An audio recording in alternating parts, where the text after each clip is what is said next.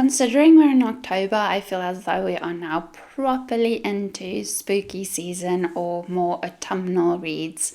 So I wanted to do today some recommendations for this season. Some of this might be dark academia recommendations. We have some ghosts and ghouls. We have some vampires and witches. And we also just have books that have like a eerie, spooky vibe that isn't necessarily one thing or the other. Also have in each category a few honorable mentions of books that I haven't read yet but would fall into that category. So hello book friends and welcome back to my channel, or welcome if you're new here. As mentioned, we're going to run through 4 categories today, so let's dig in. I wanted to start off with ghost stories just because I think that's the most applicable to spooky season, as it were. So my first recommendation is 16 Souls by Rosie Talbot, and this one was going around on TikTok quite a bit because Rosie is a creator on there and really great content as well, by the way. This story is so good. I read this quite recently actually, and it is essentially an unwilling medium, Charlie, who is disabled and also queer, so there's great representation of both things in this book. But he is very unwilling. He can see ghosts after he had a near-death or death experience, and so he comes back, but he's trying to kind of just keep his head down and avoid these ghosts.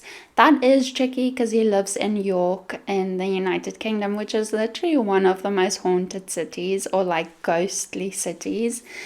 And then Charlie meets someone else who kind of forces him to see what is happening in his city. I really like the story, not just because it's a ghost story, and the setting in this is beautiful, and especially because Rosie is so gifted at prose and giving York quite a bit of character. It is almost like York is its own character in this book, which I really loved, and all of her prose just lends itself beautifully to this sort of Victorian feel of the city. I really liked all of that in terms of the imagery of this book, but I also really liked that it tackled a few more serious topics as well. So even though this is a fun ghost story, it is also a coming of age story, and I really liked it. Similarly, Cemetery Boys by Aiden Thomas. I read this either earlier this year or last year. My brain is literally a sieve and I cannot retain this sort of information. But what I do remember is I really love this book. We have Yadriel, our main character, is a trans boy, and he's finding it really difficult in this Latinx community because he is still seen as a daughter, and his father won't allow him to do the things that sons usually do. And I think Yadriel sets out to prove himself as a boy and to kind of take his place in the family dynamic. And along the way, I think the beautiful thing about this book is that he learns so much about himself and learns so much about, I suppose, why he shouldn't have to prove anything. It's kind of up to his family to come around and to see him for who he is and really value him in that way. And I really like this story. But essentially, as Yadriel sets out to do this thing that traditionally only the boys do, he wakes up someone who's not meant to be there. So he wakes the wrong spirit, and it's kind of just their journey trying to figure out what's going on. So also an element of like mystery and having to solve that mystery. But I really enjoyed this book. Honestly, I was so hungry reading this book. There's so many mentions of like how they kind of go about this almost like a Day of the Dead type thing, and how they celebrate it and the food they make to celebrate this day and also the dead. And I just really liked how this whole world felt. I really enjoyed this book. Now, I have a real niche ghost story that I like because this isn't too dissimilar from the first 2 recommendations I gave, and it is the Cassidy Blake series by V. Schwab. although she writes under Victoria Schwab for this, because this is middle grade, but it does not read like middle grade. I really like this series of books. I'm not sure if it concludes as a trilogy or if there's more books.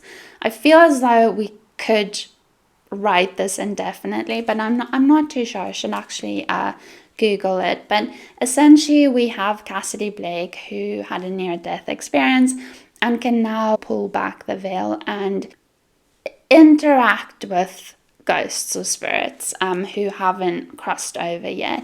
Now, this is made quite tricky because Cassidy's parents are almost like paranormal investigators, and they have this television show, and they're literally going off to all of the most haunted cities for this television show to really like talk about them and like visit all of these haunted sites. So in each of these books, we're in a different city. In book 1, we're in Edinburgh, which I am such a big fan of Edinburgh. I've been there once, but I fell in love with the city. So I actually want to reread this now that I've been.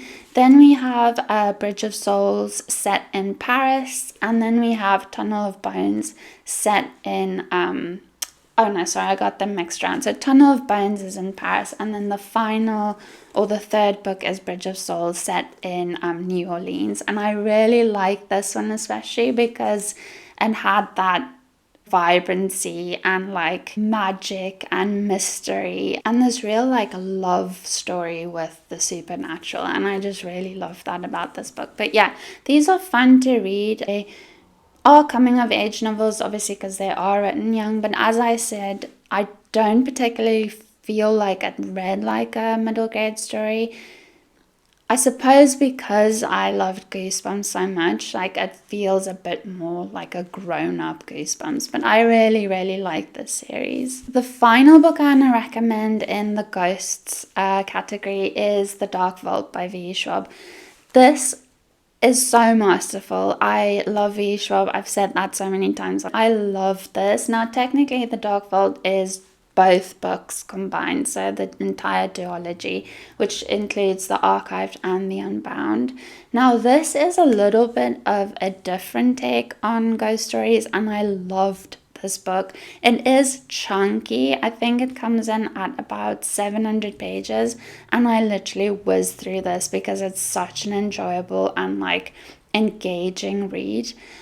We have our main character Mac, who basically gets passed from her grandfather this duty to guard the Narrows. Now the Narrows is literally the veil between the afterlife and the living. So the afterlife in this case being the archive, and it is literally like a library for the dead, and I really fell in love with that concept. I think it is so brilliant. Mackenzie's job is to essentially guard the Narrows, which is the place in between. Now the histories, as the souls are known, rest in the archive, but they can occasionally kind of wake up and wander into the Narrows, and if they aren't kept from the Narrows and return to the archive as soon as possible, there's a risk of them actually entering the real world, and that would be bad. So Mackenzie is a keeper. Even though very experienced, very capable, she isn't quite equipped for what happens in the story. And I loved so much how you saw Mackenzie really struggle in book 2. Like, you had fallout from book 1, and I always really love seeing how something really traumatic is taken into the next book, because I think sometimes in fantasy it's easy to kind of brush off the events of book 1 and just kind of reset in book 2. And I really love when things are kind of realistically portrayed in a second book or any sequel, where you can really see how the events from the previous book impacted the character, and that is done so exceptionally well in this series or duology. I adored this. I thought it was chilling.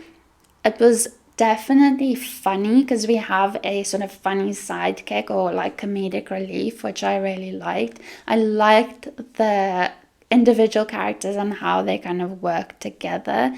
I think it is just such a clever concept, and I really liked how everything played out. So definitely recommend this for spooky season. As I mentioned, I will have a honorable mention in every category today, and in this ghost category I have The Taking of Jake Livingstone by Ryan Douglas. I am actually planning on reading this next month. It is again a sort of similar story to Cemetery Boys, Cassidy Blake, and 16 Souls, in that Jake Livingstone is our medium and life is pretty tough, and it gets even worse when a vengeful ghost targets Jake. So this sounds really exciting. It's also not like the longest novel, so yeah, very, very excited to read this. Moving on to our vampires and witches category. There's 5 here I want to recommend, and then I have a significant pile for my honorable mentions. Books I haven't read yet, but I think are going to be brilliant in this category. So let's get started with Mina and Undead by Amy McCaw. We have our main character, Mina, who goes to visit her sister in New Orleans where she's working, and Libby, her sister, sets her up with this job at almost like a haunted mansion, and Mina honestly doesn't even make it through one day, and there's drama and there's trouble, and Mina and the gang kind of need to adapt to that. This book is incredibly fast-paced, like things happen really quickly, and at points I think almost too quickly. I think sometimes the solution feels really convenient with this book, but I still really enjoyed it because it was such a fun read, especially in terms of nostalgia. There's a lot of 90s nostalgia in this because it is set during the 90s, so we see a lot of like pop culture references to like, for example, bands like Nirvana, and all of that just gave me like fuzzy feelings because I really liked how it kind of took me back to my early, I wouldn't even say teens, I don't think I was a teen in the 90s, I was kind of on the cusp, but I really, really liked that. It also reminded me of my brother, who is so much older, so he did like these bands. Yeah, I really like this, and I am quite excited to continue on with the series. I am reading Mina and the Slayers, the next one in the series, this month, so I'll hopefully be back with a review on that. But yeah, this also again is set in New Orleans, and as I mentioned with the Cassidy Blake series, I love ghost stories set in New Orleans because I think it gives it so much more dimension. I don't know, like when I think of New Orleans, I think ghosts and supernatural and paranormal, also colorful, and I think the combination of that sets like a really nice backdrop for a ghost story. The next is another vampire book, although the tone is significantly different. It is A Dowry of Blood by S.T. Gibson. This is one of my favorite books I've read this year.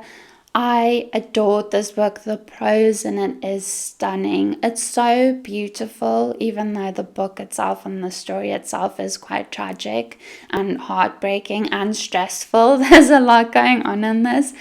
But more than that, I think I like the style of it. The format is essentially letters written from Dracula's first bride's perspective. She realizes that her husband is capable of pretty crappy things, and it's also their relationship, and a very toxic and abusive relationship, that starts to make her feel like she needs to take action. And essentially the letters start after the action's been taken. So she does something, and essentially in the letters, as she's telling her story, it's almost like she's kind of trying to justify what she did by explaining the events and the things that kind of preceded what she did. This is so beautiful, but there is a lot of like abuse in various forms and toxicity in relationships, so please do check trigger warnings. I think with all of these books, and always check trigger warnings, but especially with this, because it can get a little bit heavy, so just make sure you're okay to read this before you dive in. Now on to witches. The Once and Future Witches by Alix Harrow is one of my favorite books because yes, it is a witch book, but it is also a book about feminism essentially, and about women claiming what's theirs, and especially sisterhood and the sacrifices we kind of sometimes have to make for each other. I really love this. Like, I think again, Alix Harrow's writing is beautiful. She is again one of my favorite writers because I think she is so accomplished at really painting historic setting, and that is most likely because she is a historian, so I feel that really like trickles into her story. You can see that she has a knack for really finding like minute details that will just make that world feel so much richer and so much more believable, and I think that's the case here because we are in 1893, where we just see the suffragette movement kind of coming into play, and alongside that we see magic being oppressed. Women are only allowed to kind of be like hedge witches. They're allowed to have like the tiniest bit of magic, I suppose, as long as it benefits men, sort of thing. And that's kind of what magic has been reduced to. And then we have these three sisters who I think unknowingly open the floodgates, and we see these two movements become one almost and start to walk hand in hand. We really see women fight for their right to vote and for their freedom, but also their right to use magic, and I really loved the contrast of that and how that was painted. I think this is a beautiful book, and I think everyone needs to read this. Another witchy book that I want to recommend is All Our Hidden Gifts by Caroline O'Donoghue. This is a YA book, but it takes on some pretty like hard-hitting topics, I think, and themes. Now we have Maeve Chambers. This is also set in Ireland, and I really love the audiobook narration of it because our narrator is Irish, or she at least had an Irish accent, and I think that really grounds where Maeve is, and I really love that. But Maeve is very stubborn, and in the beginning we do see her quite flawed. She is very stubborn. She is almost vain, not so much in like how she looks, but how she wants to appear to other people. We see her write people off just because they're not cool. So she's really chasing that kind of popularity in high school. She finds this deck of tarot cards and she has a very natural affinity. She kind of very quickly takes to them. And one thing leads to the next, and then we find out that Maeve's ex-best friend has disappeared. And this book is all about Maeve trying to set things right, trying to fix what she thinks she has done. We have a very eerie undertone here, which I adored, but we do also have like quite like a fun and adventurous story. We have trans representation in this, which I think was expertly done. I think sometimes people do almost tend to write queer characters a little bit one-dimensional, like it's almost like that is the only thing about that person, and I loved how in this book there was so much. This character felt so realistic and so kind of multifaceted and just like a fully fleshed out human, and I loved that. So even if you just read this book for that, it is amazing. I cannot wait to continue on with this series because I think the potential it has to be a really like wonderful series, and also to be one of my favorite series is probably quite high. As for my honorable mentions in this category, there is quite a few books I haven't read. I especially want to up my vampire books. So a few I want to get to soon is Scarlett by Genevieve Cogman. This is essentially vampires during the French Revolution, which is really all you need to know about that. Next is Court of the Undying Seasons by A.M. Strickland, and this gave me a bit of like a Hunger Games but make it vampires vibe to it. We have our main character who takes the place of her loved one to participate in, I think it's like kind of trials, so it is very similar in that way to like Hunger Games, or I suppose any of that era of fantasy. But we see her basically go to this vampire school, and people who participate there and who survive become vampire thralls. But our main character, of course, does not want to do that. She doesn't want to be a vampire at all. She just wants to avenge her mother and kill them all. So I'm excited to see how this plays out. Then I have Silver Under Nightfall by Chupeco. I am super excited to read this because it sounds really good. We have Remy, who is a half vampire, but also a vampire hunter, which is really fun. So again, a bit of like a Blade vibe to it, which is one of my favorite vampire movies growing up. And we see Remy, we get the news that there's this new, I wanted to say brand of vampires, this new breed, I guess, of vampires who is even more lethal. And so he sets out to rid the world of them, and of course finds that it isn't as black and white. So I'm really excited for this book. Finally, in terms of vampires in this category, we have Masters of Death by Olivie Blake. And reading this synopsis to kind of refresh myself about what this is exactly, and having just watched Haunted Mansion last night, it gives me a very similar vibe. So we have our main character as a vampire. She's trying to sell this haunted house, and she kind of enlists the help of mediums and such to rid the house of these spirits or ghosts so she can sell it. And like I said, it reminds me a lot of Haunted Mansion, which is a remake of Eddie Murphy's The Haunted Mansion from like 2003 or something. Really good movie, by the way, so go and watch that if you haven't. But yeah, this sounds so exciting, and I cannot wait for this. A couple of witchy books is Inkblood Sister Scribe by Emma Torz.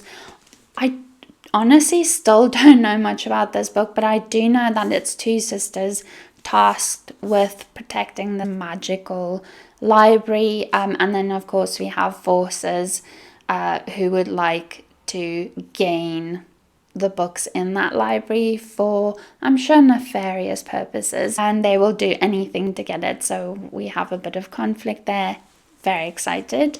Then lastly, The Bone Witch by Chupeco. I have been wanting to read this for a really long time, and I'm hoping to do so soon.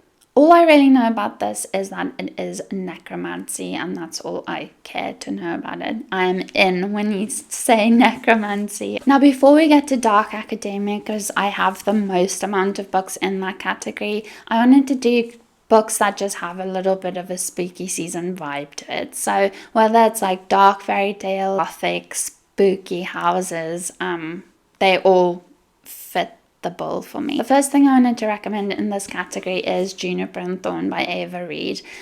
A lot of people recommend this, but then also say it's super dark and that you should definitely check your trigger warnings, and you should.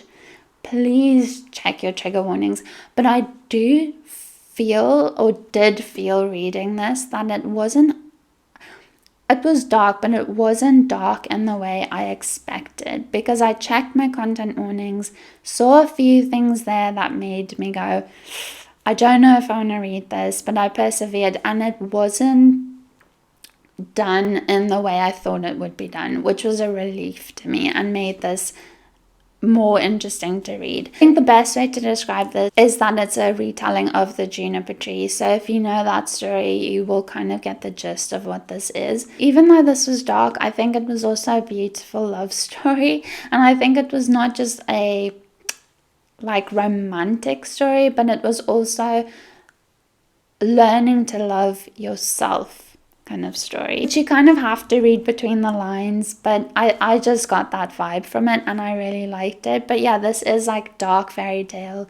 We have these three sisters who are being kept by their father. They are not allowed to go anywhere else. He is a wizard. It is a very abusive relationship, and it's about Marlinchin, our main character, finding joy in the world after sneaking out one night and just kind of chasing that just really wanting to change her circumstances so she's able to really live.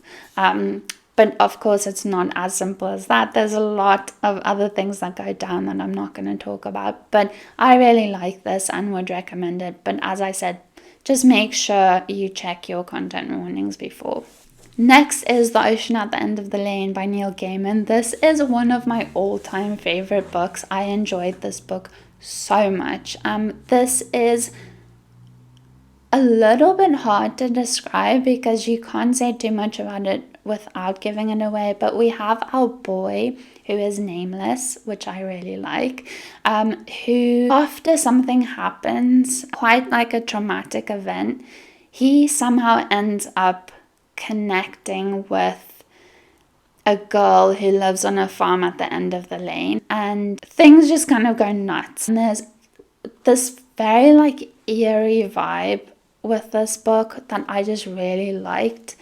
It is ultimately a story of survival and a story of experiencing trauma and how you kind of deal with that. But I think I really enjoyed that it was so unsettling, but it still felt like a children's story and it still felt oddly comforting. I just really enjoyed this book and would recommend it to everyone. Another book I love recommending is The Last Tale of the Flower Bride by Roshani Chokshi. There's so many things about this book that I really enjoyed, but I won't go into that too much right now. Just basic gist of the story is that we have a couple and the present day is told from the husband's perspective. Again, no name. I obviously like that in books. And the past is told by the wife's friend, best friend. And we kind of see mostly alternate until we almost have these two stories or two sides of the story come together and really kind of clash almost. This is so much like inspired by fairy tale that it almost starts to feel like a fairy tale. There's so many cool references in this book. The writing in this is beautiful. I liked again that kind of unsettling feeling throughout this book, and you're never quite sure what's going on. There's also a house element to this, which I really loved. Really enjoyed everything about this and would recommend it. Finally, The Leviathan by Rosie Andrews. This is historical fiction set in Norwich. I can't quite remember when, but I'm guessing like 1800s somewhere.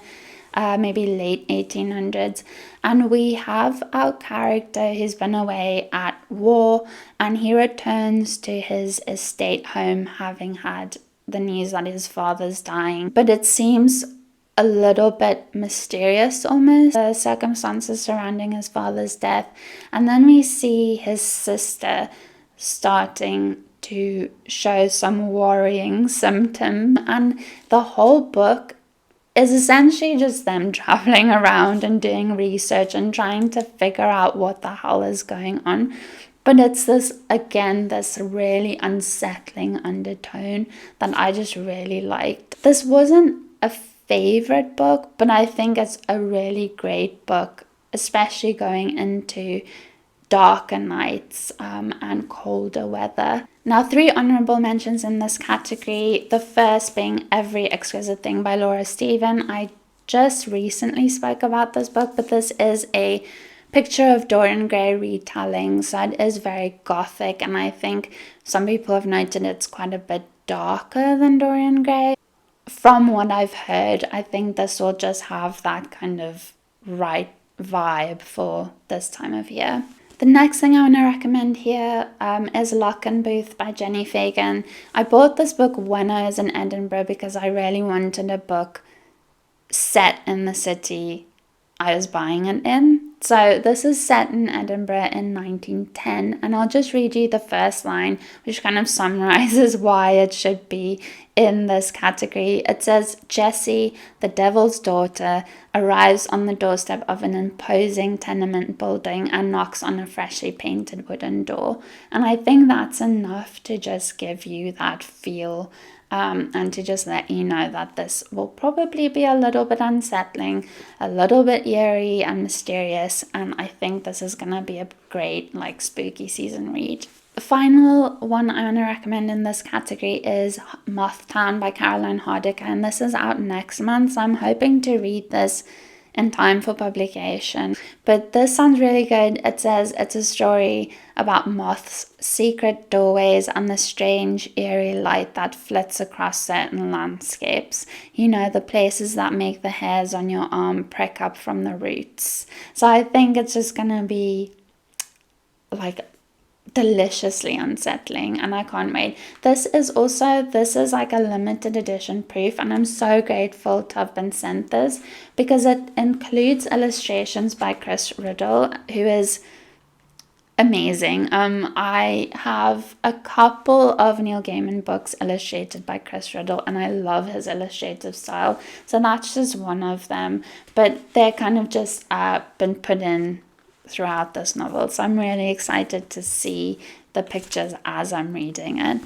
Then final category is Dark Academia. I think October has almost kind of become synonymous with Dark Academia. I know a lot of people like getting this genre or subgenre out when it's this time of year because I think the conditions are just perfect for it. You're putting on your own cozy jumper, you're grabbing your little latte, whatever chai latte it is, or pumpkin spice, and just kind of embracing almost like the gothic feel that you get in these books usually. So a few recommendations here. This is the biggest category, so bear with me. Is firstly The Cloisters by Katie Haynes. I feel like people maybe didn't like this as much, or I've seen a lot of reviews of people saying it's not bringing anything new to the subgenre, and I do totally understand that because I can, now that I have read more Dark Academia novels, see that it is a bit copy-paste, like the format's quite similar, but I actually really enjoyed this book. We follow our main character who is running from something that's very obvious at the beginning of the novel. So she runs away to New York, and I can't quite remember where she was meant to have a placement, but that is a no-go when she gets there, and she's kind of stumped as to what to do now because she doesn't want to go back home. She wants to stay in New York, and of course, miraculously, there is another professor there who overhears, and he invites her to come work with him instead. So they work in the cloisters, and there's this beautiful link between art and also the ancient artifact, but more focused on the occult. So we have this tarot deck that's kind of the focus of this book. And we see, as with most Dark Academia novels, that she goes from not being very confident to almost being overly confident and overly ambitious, and kind of just setting out to achieve what she wants to achieve regardless of the consequence. And I really like this. There was some like frustration in this, mostly because of the relationships between characters. But yeah, I actually really like this, and it might not be adding much to the conversation, but I think, especially because when I read this, I wasn't like super well versed with Dark Academia, and I just found this easy to follow along. Next is The Deadly Education by Naomi Novik, and I will also recommend its sequel, The Last Graduate. Now, I've not read the last book in this series, but I do have it upstairs. I just need to get to it. It walks that line between like a kind of fun fantasy story and Dark Academia, because we see our main character enrolled in the magical boarding school. But the twist here is that there are plenty around to kill you. You need to pretty much not only survive like your coursework, but you also need to survive all of these like maleficaria around. And I really like this. It is first person, and I think that's where a lot of people have issue with this book, is that it is purely from our main character's perspective, and obviously in her head, and it may then come across like info dumpy, but I really liked her sarcastic perspective, and how she handles what is essentially like a lot of trauma for a teenager to deal with. Both of these have ended on like huge cliffhangers as well, so it always inspires you to keep reading. But yeah, I quite like these, and they're a little bit more fun. Like I said, they're tiny bit less serious and kind of academic as some of the other things in this category, and I liked it. Another recommendation that is a little bit more fun and more fantasy than like traditional dark academia is Legend Born by Tracy Deonn, followed by Bloodmarked. I absolutely adored this. I have spoken on here so much about how much I love this book, and I always recommend it. I feel like enough time has passed for me to talk about it again. Oh, it's kind of hard to talk about this one without giving anything away, but essentially joins the secret society and things almost immediately go pear-shaped. But I just really liked Bree's journey. I think as a character, she is so strong. There's so many layers to her that I really enjoyed, and I especially like the way her grief was written. We see Bree having just lost a mother maybe a year ago, and she's very much still reeling from that and kind of trying to live, but also deal with all of those feelings and having all of that trauma. And I just really liked how real that felt and how raw that felt. I think it was so brilliantly written, and for that purpose alone I think you should read it. But it is also just a really fun story because it draws on Welsh mythology, especially Arthur, and I really like this. I think I even like book 2 better than book 1 until about the final 50 pages. There was just a plot device used that I don't like personally. It's not a reflection on the book or the writing of it, because I've seen many friends read this and enjoy it all the way through. It's very much a me thing, which deducted maybe like 0.25 from the 5 stars I gave this one. I'm not sure when the 3rd is out, but hopefully soon, because I'm so excited to continue this story. Next, I have Vicious by V. Schwab. For a long time, I did not even think of this book as dark academia, but it definitely falls into it because we have these two boys who start out as friends, and doesn't stay that way necessarily, and I think it is purely because of this ambition to, I suppose, be the best man standing. But we have them experiment a little bit, and they kind of figure out if you come close enough to death, you could come back with superpowers. They do this, they achieve their goal, and we see everything go terribly wrong. But what I love so much about this novel is that it is so morally grey. We have the superhero trope just completely flipped on its head, because you always expect people who gain powers to be good, and that is not the case in this novel. But weirdly, you can still root for these individual characters.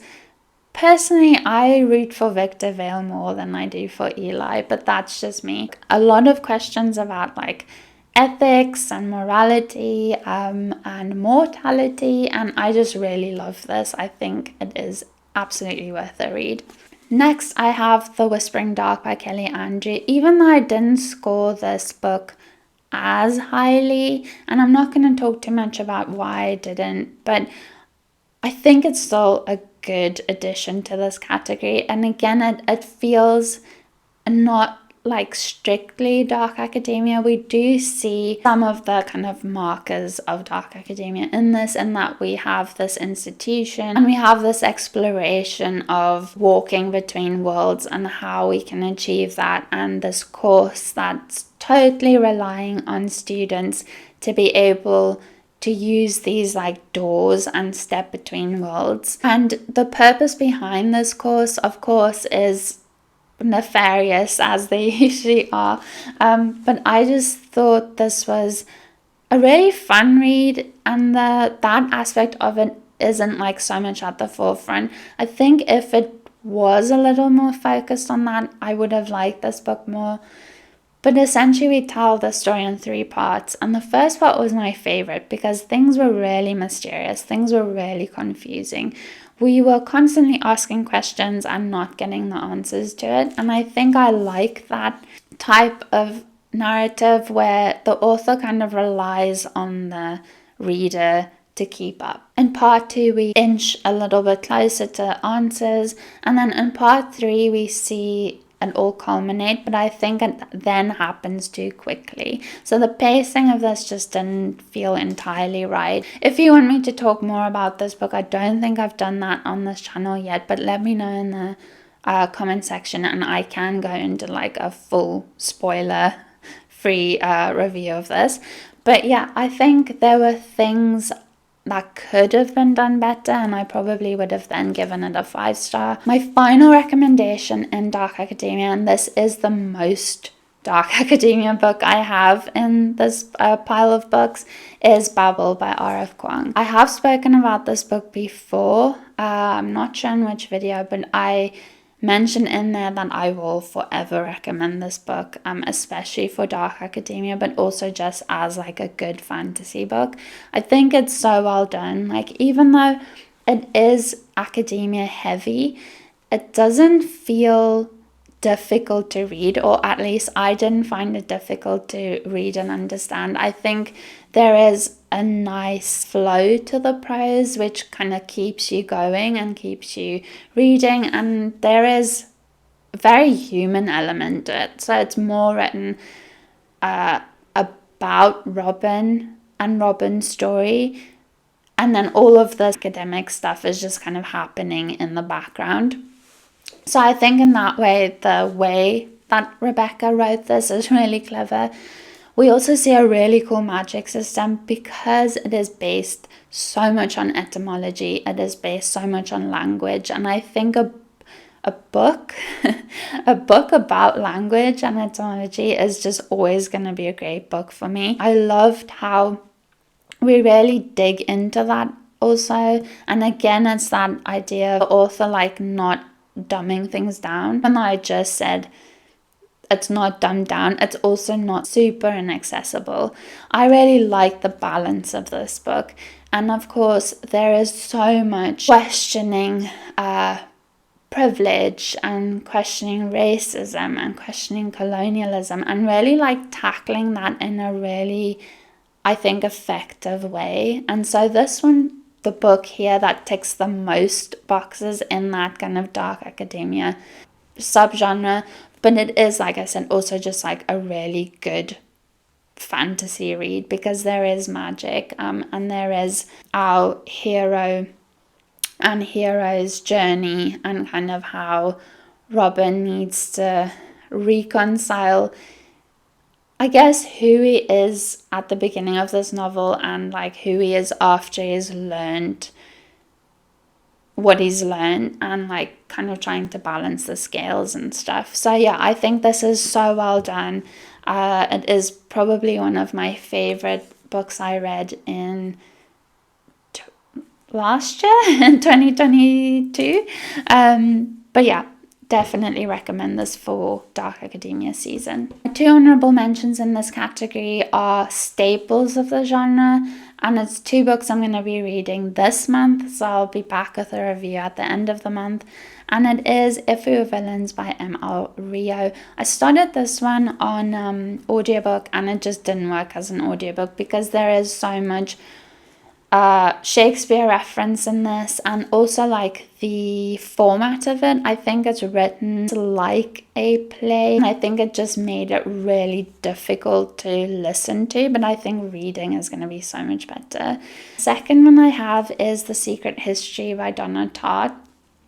And the thing about this is that these books are super similar, and I've heard people say like if you love one you tend to not like the other one. So it's gonna be really interesting almost reading them back to back and seeing if I feel that way, if I prefer one, if I like them both, if I can find differences and similarities, and really doing kind of like almost like a study of these two books. I'm excited to read these. Like I said, they are staples of the genre, so I'll be happy to read them so I can kind of claim my Dark Academia badge of honor.